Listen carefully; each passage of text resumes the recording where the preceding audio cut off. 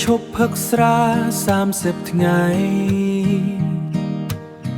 រាងកាយប្រែថ្មីរស្មីផូពី1ដល់5ចាំជុំហោរំលាយបានល្អគេងលក់ស្រួល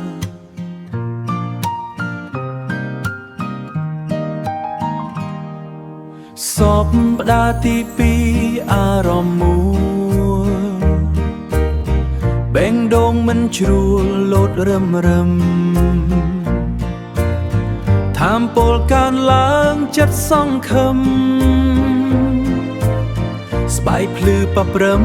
ខួរក្បាលច្បាស់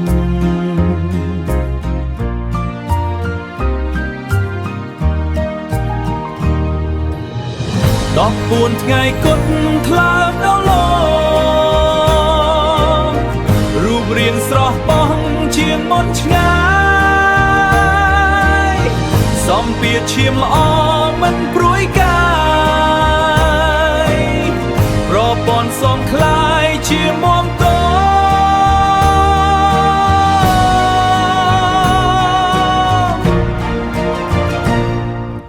ដល់ថ្ងៃទី20កាយចំណាំខ្លាញ់ពោះសន្សំចាប់រលាយអារម្មណ៍ស្រស់ស្រាយសែនសប្បាយ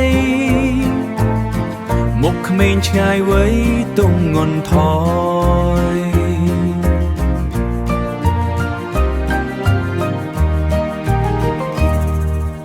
30ថ្ងៃពេញ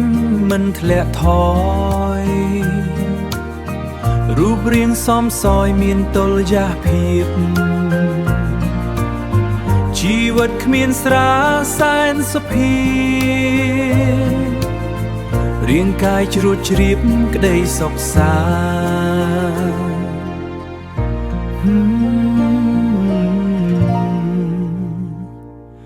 ក្តីសុខសា